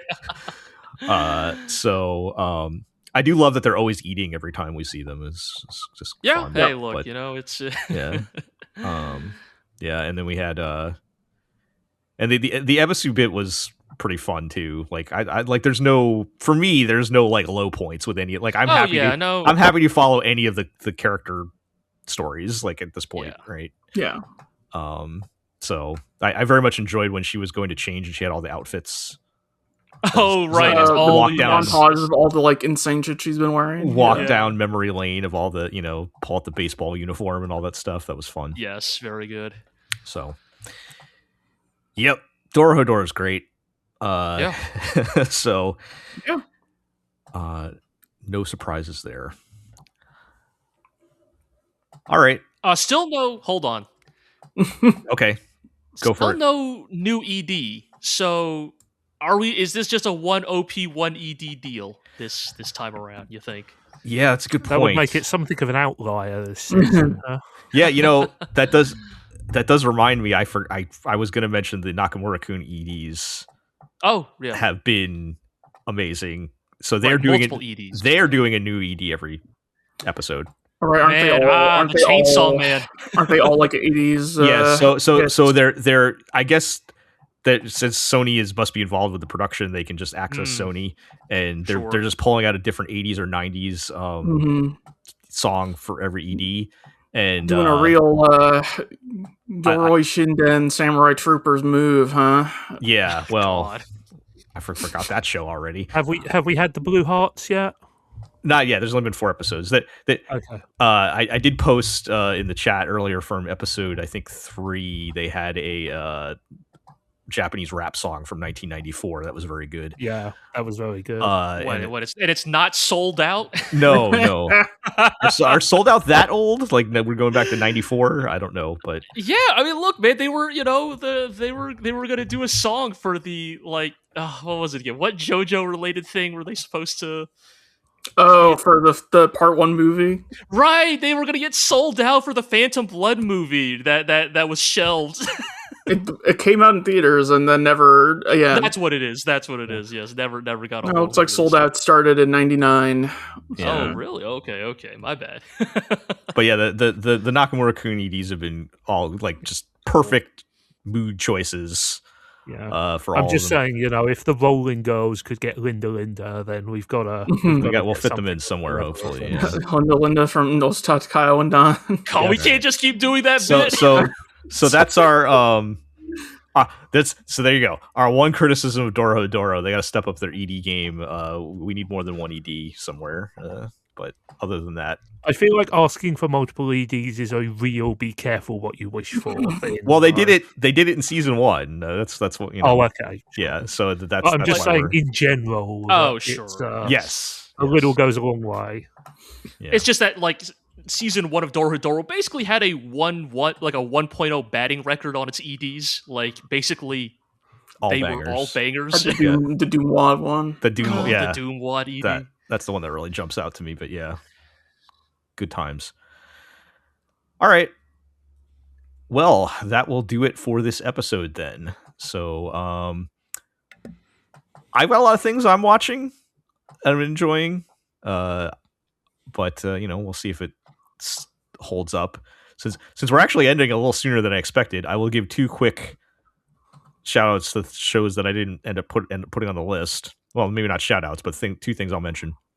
You guys remember that Hero's Rib Isekai show thing? That was like the multimedia project? Oh, sure. I watched that, and it was not as bad as it could have been, but it was not good.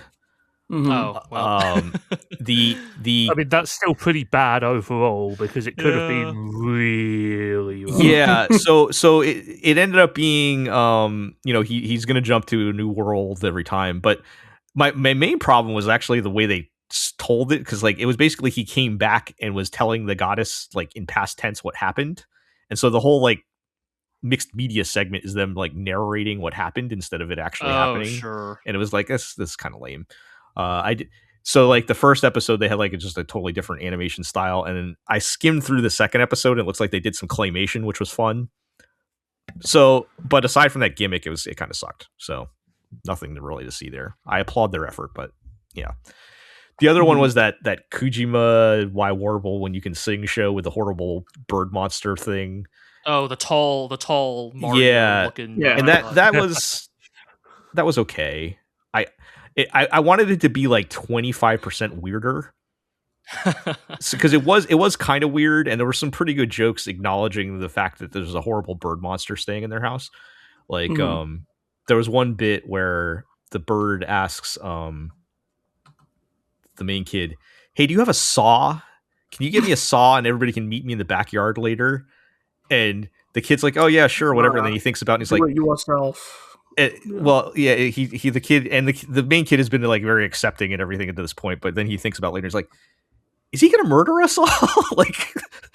like that's on the table. Like it's this weird... I feel like murdering someone with a saw would be really actually quite difficult. Well, I'm thinking I think to dispose of disposing the body, right? Yeah, exactly. Yeah, like so a saw is an aftercare tool. So they were at least acknowledging some of that, but it was a little like the bird thing is like apparently he's supposed to be Russian.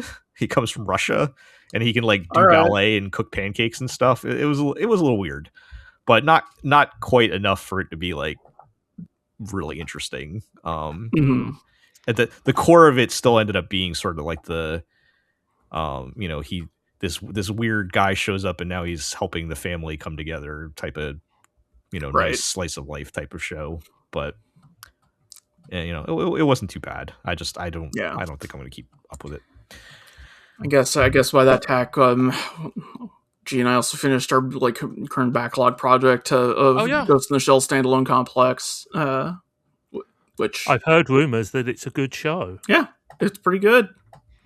I think season one's better, or I like season one more. I feel like mainstream opinion is with you there, but it's not a hard fall off. Yeah. Mm-hmm. It is, season 2 is like the second season of like a successful and good show, right? It is it is the inevitably slightly less interesting follow-up that nonetheless I think tries to do some interesting things to differentiate itself. Yes. Yeah, I think the last time certainly more ripped from the headlines than season 1. Yes, if season 1 is very much the more like transhumanist, Oshi informed, like what does it mean to like be a human being in this like kind of terrifying time in technological progress. Season 2 is maybe up there with Pluto for one of the most like post 9/11 informed anime or manga out there. Story wise, it's a story very much interested in like the geopolitics of like the fallout of a global scale conflict, and how those inform both domestic and international actions. And I think, it is broadly, I think, especially now looking back, I think season 1 ages better, but I think they're both quite good. And I think season 2 gets the benefit of like, it's another 26 episodes of a show you really like. Yeah. And they can kind of get away with more you're off just the beaten path stuff. You're just happy to be spending more time with these characters. Exactly. Right? And I think a very good like I guess appetizer is not the right word. In fact, it's probably going to be much longer than the Science Saru Ghost in the Shell. But a very prep work, let's say. A very nice way to set the table before that Science Saru Ghost in the Shell arrives. The Ghost in the Shell. Yes, the Ghost in the Shell. I mean, when you reboot something, it has to be the. So, Ghost in the Shell's been rebooted so many times. I'm surprised it took this long to get to the. Yeah. If we're going through backlog stuff, I will say that last night I went to see the 4K re-release of Akira that is being put back in UK cinemas because they made a new scan of it or something. Whatever, it doesn't matter. An excuse to go see it in the theater. Any excuse to go and see Akira in the cinema is very welcome. I mean, everything that needs to be said about that film has been said, but it remains a remarkable audio-visual experience. And I think it's very quintessentially 80s anime, not just in aesthetics, but also in the feeling of... It feels slightly dangerous, Yes. it feels a little forbidden, but also has the weird thing where it occasionally goes into like super goofball comedy mode that you see a lot in kind of like earlier era anime. But yeah, a tremendous experience, and if anybody listening has never seen Akira before, still worth seeing in this day and age. Every anime fan should watch that at some point. Yes, that's like foundational work type stuff. Like everybody always goes on about the technical quality, and yes, it is animated on ones. Yeah, it is perhaps the most lushly animated anime ever, but there's still a lot of good meat in the story, and just the atmosphere setting and some of the visual invention is remarkable. And popularized the diagonal elevators for all time. I will say, amidst other things. Yeah, this might sound crazy, but in my personal experience, having been there in the early 90s, I think that movie is more responsible for anime hitting big in America than possibly anything, including the mainstream stuff like Sailor Moon and Dragon Ball. Because that's the one that got it broke containment. It's what but it made it cool, right? Yes. As lame as that might sound to us now, being kind of cool and edgy. Where I think we all lived through at least part of those years. That's when I became aware of anime. Because when I saw, because I think it was before Dragon Ball hit America, but I think, and it might have even been before Sailor Moon. I probably saw it after I was aware of Sailor Moon, but that was in that's my personal experience and my friends and people I was around. That was the thing that did it. And that movie, and it is still transgressive and violent and sort of disgusting and deep in ways that are really interesting, and it's almost schlocky but not quite schlocky, which means that it doesn't undermine its slightly heavier themes. And it remains a real as I said, I think that people these days primarily remember it for its visual and audio style, but there's some real interesting story stuff in it as well. There is. It's a much more political film. Yes, I've always argued that there are very few anime films, especially, that are more time and place than Akira. Yes. It is so informed by the societal sentiments of the era it came about in. It is so informed by the politics of the time. The end of the Showa, and for better or worse, people in Japan were not stupid. They were not ignorant. There was an understanding that this bubble could not last forever, right? And I think Akira is very informed by that fear, right? That trepidation of what is to come. And it reflects a lot of the traditional Japanese movie making obsessions as well. The fear of unchecked power that is by proxy an allegory for the atom bomb, right? And the concerns about the rootlessness of youth, which was just as much of a society defining issue 40 years ago as it was now, and all that stuff, but yes, a seminal work in anime for sure. The coldest take that could arrive on the table. Akira, good movie. I know, right? Crazy. But it is, sometimes there are those works out there that it's no, it's not hyperbole. It really does live up to the hypes. And this is a very nice new restoration, excellent cool. soundtrack, wonderful audio design. And if it does come out near you as part of this tour, I strongly recommend going to see it. I would definitely it really I'll definitely hits have to keep an different eye on the out. big screen. Yeah. Yeah, for sure. All right. I have to title this one like Anime for Old Men or something like that. Really? Seriously? Yeah. Just title it "We Are Middle-Aged Men." Yeah. All right. Yeah, so that'll do it for this episode then. We'll do our housekeeping. You can check us out at theglorioblog.com. You can follow us at the Glorio Blog on Blue Sky. You can subscribe to the podcast on Apple Podcasts, Spotify, Amazon Music, Podbean, Stitcher, and of course YouTube, where you can like, comment, subscribe, ring that notification bell, all those good things. Tell your friends, tell your enemies, and we will catch you next time.